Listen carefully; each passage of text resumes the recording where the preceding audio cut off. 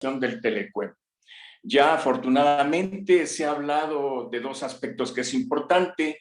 Uno es la cuestión de la exposición del embajador, donde dio su punto de vista de cuándo concluirían los trabajos de la firma de este tratado. Y por otra parte, también tuvimos la exposición por el profesor Jordi de la cuestión de la actitud de Donald Trump. Es en este contexto en el que se da este propósito de la modernización del Telecuem, que tiene como objetivo el de adaptar el acuerdo global firmado en el año 2000 a la nueva realidad económica internacional que incluye transformaciones tecnológicas en materia de comercio. Claro, eso es un objetivo de carácter general, pero también habría otros aspectos que no habían sido contemplados, como el de las inversiones y la cuestión de los productos agrícolas, que también se tenía que avanzar. Por favor, la siguiente. ¿Por qué la renegociación? Pues ya hemos dicho por esto. Cambios en el contexto internacional y en el marco jurídico. Aquí también había la necesidad de avanzar en los intercambios incorporando aspectos no contemplados, como ya los ha señalado, y que tenía como propósito el impulsar aún más el intercambio comercial y de inversión entre la Unión Europea y México. Se trataba de consolidar a lo avanzado durante 16 años, 15 años anteriores, donde la participación de la Unión Europea la habían convertido ya en la segunda inversora en México y el tercer socio comercial. Entonces, esto es importante plantearlo, y también tendríamos que hablar del contexto en que se da, que después vamos a intercambiar y vamos a profundizar más, pero evidentemente que aquí hay un hecho que modifica la situación y que nos tiene en que no se ha concluido esta negociación.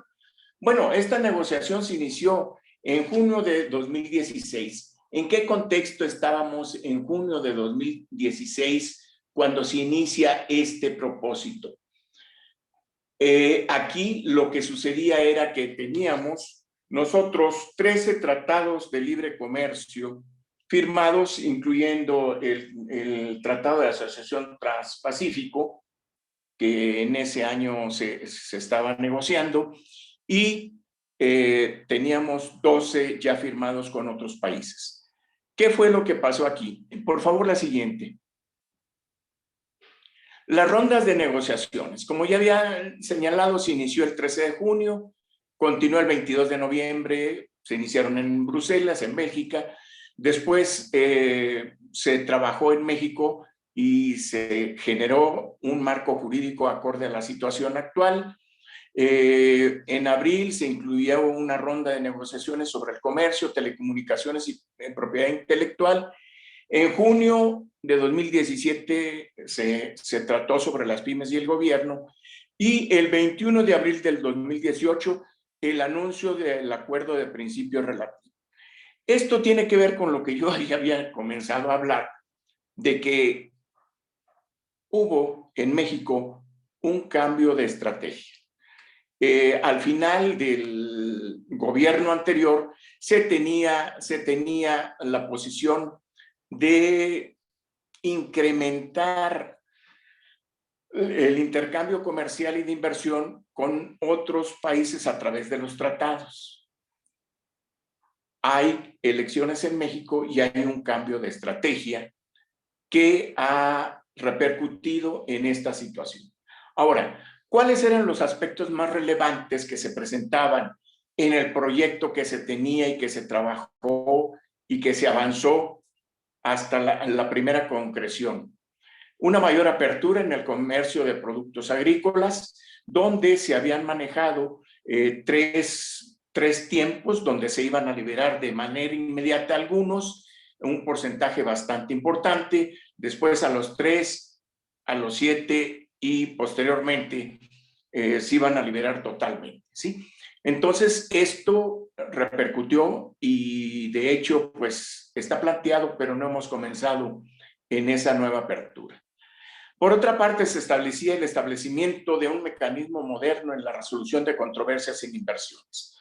Un aspecto importante que beneficiaba a México y que beneficiaba la relación era que se contemplaba un mecanismo específico con un arbitraje internacional imparcial en el caso de las controversias de inversiones.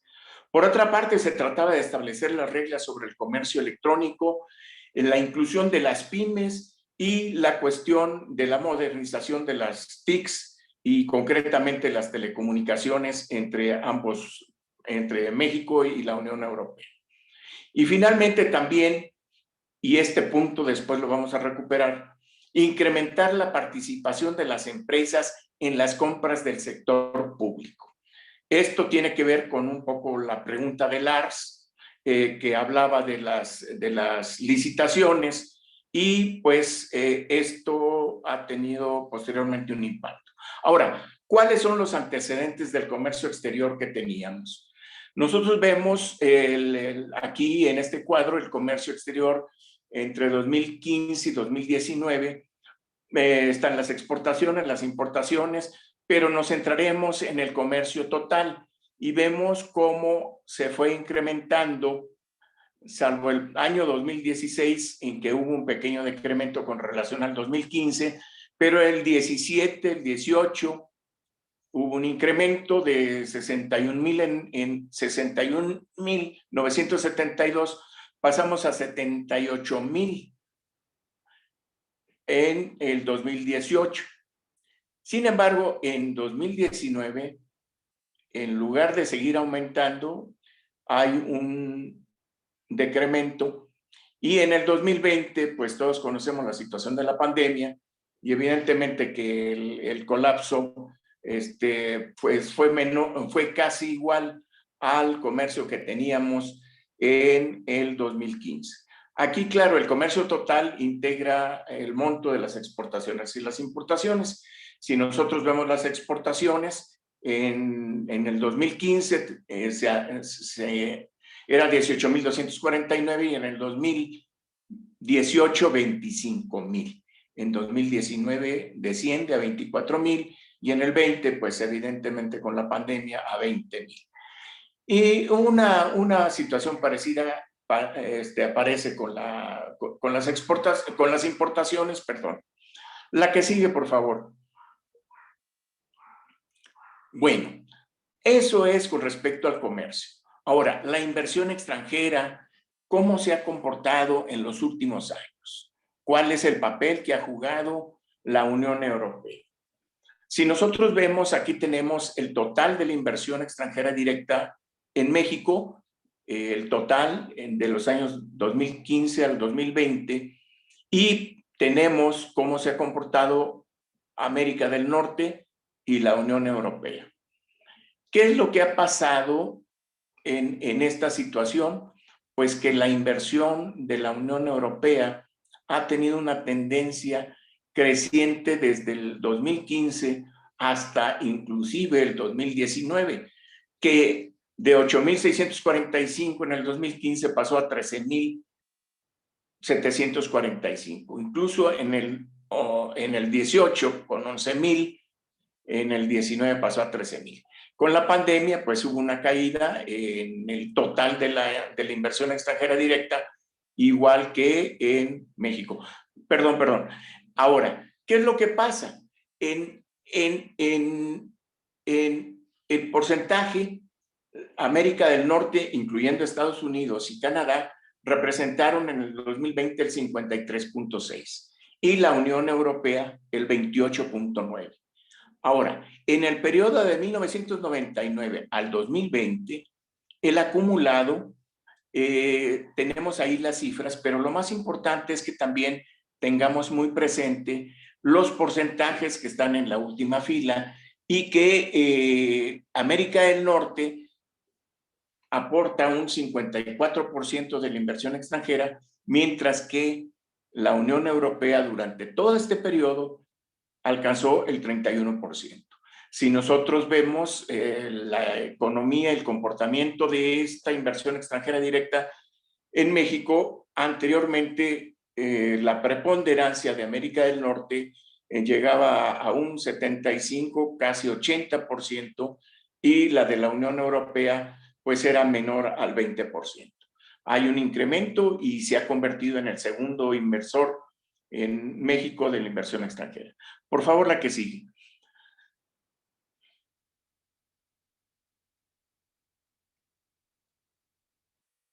La que sigue, por favor. Uy.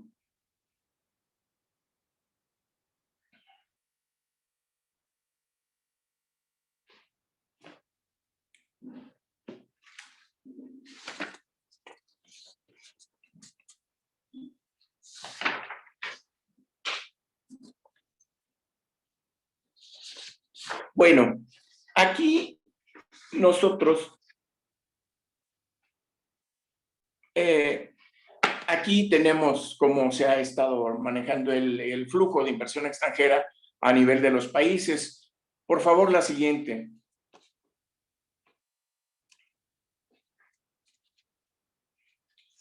Aquí había señalado yo esto de la inversión extranjera directa y el papel de la Unión Europea. Había presentado los datos del 2015 al 2020, pero también el corte del 2015 es cuando ya cuenta la Unión Europea con 28 países y la participación, cuando en ese periodo del 2015 al 2020, solamente es del 28.9%, perdón, del 15.3% en el acumulado, pero ahí le tendríamos que sumar cuando la Unión Europea era de 15 con el 4.7%, cuando era de 25 con el 3.6%, en la Unión Europea de 27 con el 7.5 y la Unión Europea de 28 con el 15.3, que nos da sumado el total del 31.5.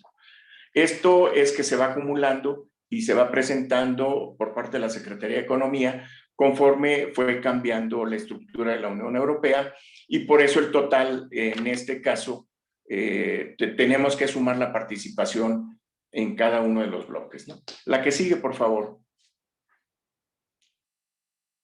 En la que sigue. Bueno, y después, ¿qué pasó? Pues aquí que el 21 de abril del 2020 tenemos una información que nos dice por parte de la Secretaría de Economía que México y la Unión Europea concluyen negociaciones para modernizar el Tratado de Libre Comercio. Aquí lo que se señala por parte de la información que existe es que el capítulo que frenó las negociaciones en los últimos 4 años fue el de las compras del gobierno, ya que los europeos pidieron que se abrieran las compras públicas de las entidades mexicanas. Lo que nos comentó el señor embajador fue en el sentido de que esto ya se logró superar, aunque no en la totalidad de todos los estados, pero sí en los estados más importantes y también por parte del gobierno federal. La que sigue, por favor. Ahora, ¿qué es lo que sucede? ¿Por qué estamos viendo que si se inició en el 2016 y en el 2018 ya existía un acuerdo inicial donde estaban las partes de acuerdo? ¿Por qué estamos en una situación de que probablemente se firme a fines de este año o el año próximo? Aquí lo que ha sucedido es que ha habido un cambio en la política por parte del gobierno mexicano. ¿Y qué es lo que ha postulado el gobierno mexicano? Pues lo que todos ustedes y yo ya sabemos, que la mejor política exterior es la política interna. Ahora, ¿qué es lo que ha sucedido con ese esquema? Pues ha habido varios impactos. En primera, un retraso en la firma de este convenio, de este Tratado de Libre Comercio, donde se ha apostado todo a la firma del TECMEC con los Estados Unidos. Y esto tiene que ver un poco con la cuestión ideológica, el planteamiento del gobierno de México de tener y estrechar las relaciones con el gobierno de Estados Unidos. Y nosotros sabemos también, y no voy a entrar a profundidad en esa relación de nuestro presidente con el presidente Trump, y también pues todas las implicaciones que ha tenido y que hemos tenido que ver cómo se ha manejado esta situación. Ahora bien, ¿qué es lo que ha sucedido? Pues ha habido un cierre de la oficina permanente ante la Organización Mundial del Comercio, el cierre ProMéxico de 46 oficinas, el cierre de representaciones comerciales de la Secretaría de Economía y el apostarle todo a la cuestión del TECMEC. Ahora bien, esto representa un cambio de ritmo por parte de la política mexicana y que nos ha llevado a una situación en que el tratado no ha podido concretarse.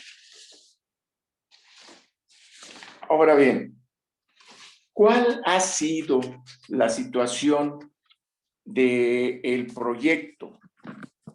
La actuación del gobierno mexicano ha estado acorde al Plan Nacional de Desarrollo 2019-2024, donde se señala que se recuperarán los principios de política exterior de acuerdo a la fracción 10ª del artículo 89 de la Constitución, y que la administración anterior, las administraciones anteriores se habían comportado de una manera sumisa, incoherente y de extremo pragmatismo en su política exterior. Aquí se maneja también en el Plan Nacional de Desarrollo la prioridad norteamericana con énfasis en la compleja relación con los Estados Unidos. Y entonces la prioridad será impulsar con énfasis los intercambios económicos, culturales, científicos y tecnológicos que abunden a la causa de la integración latinoamericana. Esta disposición será especialmente marcada hacia las naciones centroamericanas, en concreto en relación al Triángulo Norte, Guatemala, Honduras y El Salvador. Aquí es la situación que tenemos con respecto al avance de la modernización del Telecuerdo. Había una serie de apartados que ya se habían avanzado y que pues en principio permanecen en el proyecto de tratado y que pues se espera firmar pues a fines de este año o probablemente el próximo. Sin embargo, pues creo que ha sido un viraje y lo que se percibe por parte de algunos analistas es de que México para la Unión Europea no es el socio que era antes. Esto creo que tiene que ver con la política que ha tomado México en el contexto internacional, que ha estado pues abriéndose en el último año en función de la situación de la pandemia, pero que ha descuidado los tratados de libre comercio y en especial esto no se ha podido concretar. Esto yo espero que pronto se supere, pero tendría mis dudas, sobre todo cuando sabemos que existe una tendencia por parte del gobierno mexicano, que recientemente se acaba de anunciar, de que en lugar de dar prioridad a las licitaciones, se dará prioridad a las asignaciones directas. Esto choca totalmente con lo que había estado pugnando la Unión Europea, y creo que esto pues está de cierta manera desalentando el avance de un acuerdo que a todas luces beneficia a México y también a la Unión Europea, y que sí conviene que en el menor tiempo posible se pueda concretar. Eso sería todo lo que yo tendría que avanzar. Quisiera comentarles que en la universidad nos piden un proyecto de investigación y con tiempos, alcances, objetivos, publicaciones, eventos, etcétera, etcétera. Y yo muy emocionado con los acuerdos que se inició la negociación en el 16 y en el 18 casi se estaba concretando, propuse mi proyecto de investigación, pero como anécdota nada más, tendré que comentarles que he tenido que solicitar la prórroga porque era por 3 años. Se aprobó en el 18, 19, 20 y 21 y el 30 de abril de este año todavía no se firmaba el acuerdo de modernización del Telecuem y yo esperaba pues que ya estuviera firmado y que ya estuviéramos analizando los efectos en el comercio y en la inversión de el tratado ya modernizado. Sin embargo, pues he tenido que solicitar ampliación del plazo, una prórroga, porque pues no puedo dar resultados más que los que les he presentado a ustedes y que pues nos marcan que pues efectivamente, tal y como lo plantearon en el Plan Nacional de Desarrollo y tal y como lo han mencionado, pues para el gobierno actual la mejor política exterior es la política interna. Muchas gracias. Al contrario, muchas gracias, doctor. Y creo que nos quedamos con esta última parte que comenta acerca del gobierno actual, para entonces dar paso a Mariana Aparicio Ramírez, que nos presentará el tema la política comercial de la Cuarta Transformación hacia la Unión Europea. Doctora Aparicio, tiene la palabra.